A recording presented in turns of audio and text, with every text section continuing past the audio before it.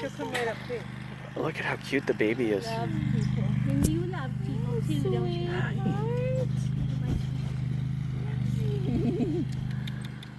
here.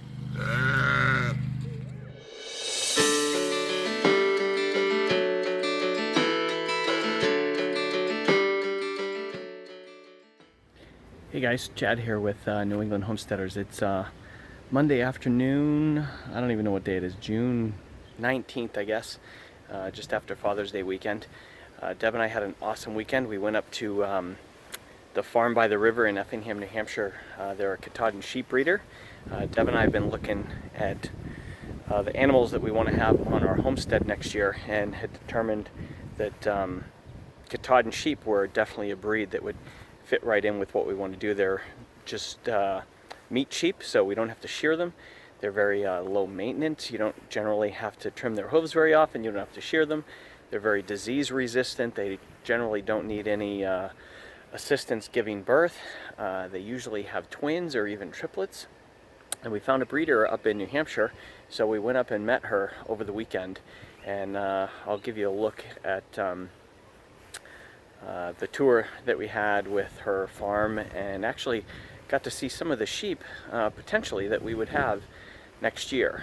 She's going to have a whole crop of lambs again next spring, and we will likely get a couple of the lambs from this year and their babies, and a breeding ram, and then what they would call a meat ram, who is probably going to be weathered, neutered, and he'll be the companion for our breeding ram when we keep him separate from the rest of the sheep. So, you know, when we first started looking into that and kind of decided on sheep, and I started looking at some of the breeders around in the area who supplied Katahdins, I noticed earlier in the spring that they were all sold out for 2017. So I started doing a little bit more research, found Even Bill's farm up there in Effingham, and reached out to her and realized that we probably needed to get on her list now.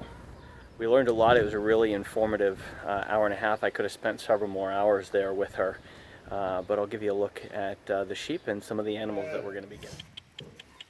So I had a big ewe year. I only have 7 ram lambs and and I've got, luckily, a buyer for a big chunk of ewes.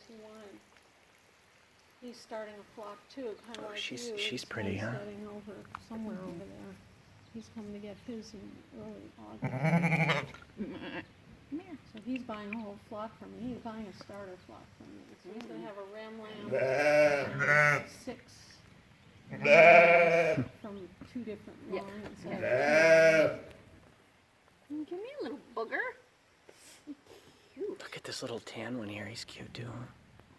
Yeah. These are all, one of the things about Katahdins is they're really good mothers.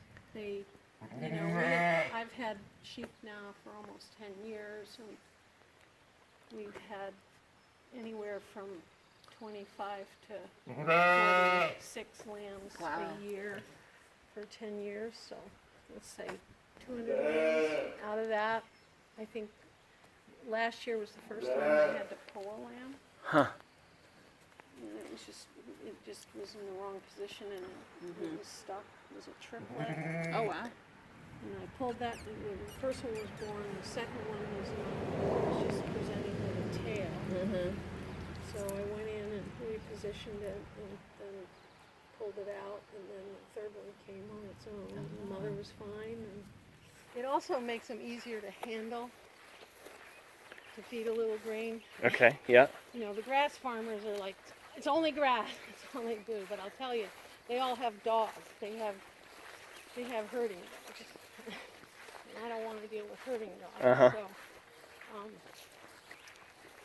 a little bit of grain goes a long way with these sheep. I can take these sheep anywhere. I can separate them. I can do whatever I need to do with a little bucket of grain. Like the Pied Piper. They've all you. Yep. And I think they're a little tamer. You know, you just have a better relationship with them. And then what's a bale of hay is about 50 pounds, is it? Yeah, 45 to 50 pounds, typically. So it would be like Usually, a yeah. bale a week probably for our sheep through the winter. Are these your bees too? Yeah. Yeah, we just got bees last week. We've Yeah, got these are two we've swarms got 2 we hives. caught. Oh, no kidding. These are 2 swarms, and Wow. then I have bees in the backyard that I just got a nuke 2 weeks ago. Yeah.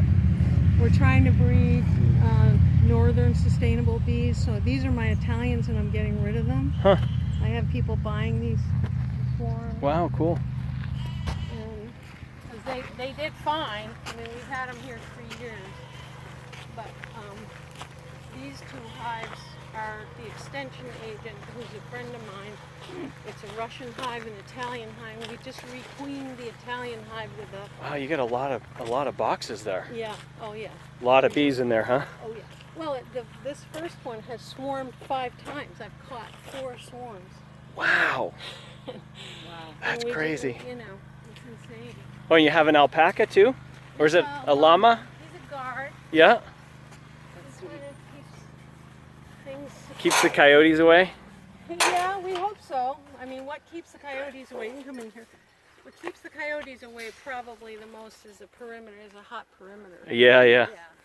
This is the little bit. You come in. Oh, this one, the tan one right here in the front? Yeah, and her baby. And her They baby love right there. Oh, people. the little Come right dappled in. tan and white one. Sweetie. Hey, sweetie. Yeah, she'll come right up too. Look at how cute the baby is. Loves people. And you love people too, don't you?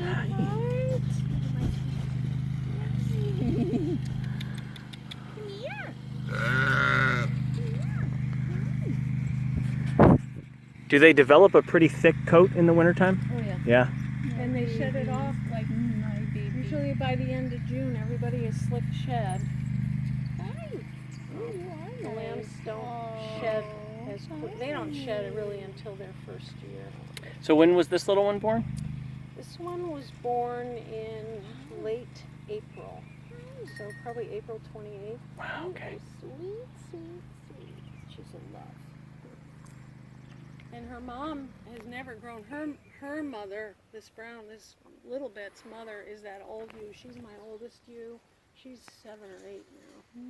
She came from my original. Which one is flock. that? This The big? dark brown one. Oh, over here. Okay. I kept her because she has very high parasite resistance. I don't think we've ever wormed her. And the ewes that have really high parasite resistance are the ones that I try to keep. But she's going to Vermont at the end of this year. But little bit is hers. A lot of my sheep came from the brown ones up there are her lambs, and then another ewe that I had that was a triplet ewe that Jen took. Look at this one, Deb, that still has the chunks of fur that it hasn't shed off. You can see how thick their coat is.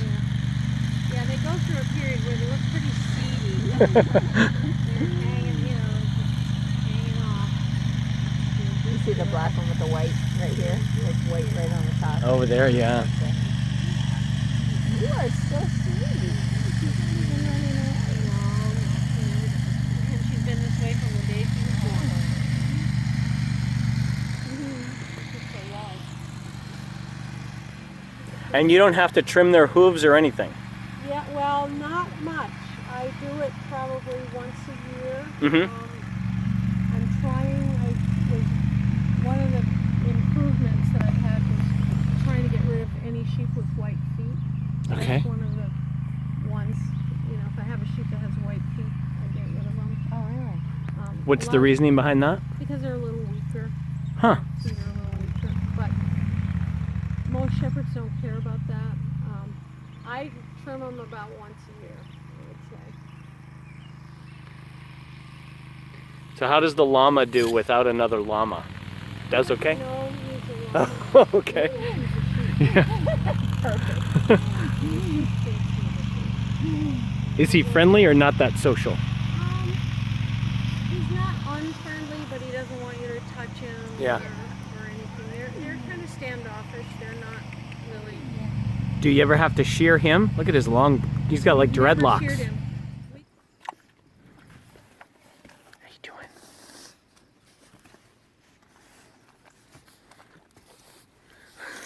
Now Dorpers, it's interesting how, the thing about Katahdins is sometimes they come through looking like what their heritage is, and that looks more Dorpery than it does the composite Katahdin. I mean, I get some every once in a while that look like, if you look at all the different ones that are in the background, you learn what they look like when you see it.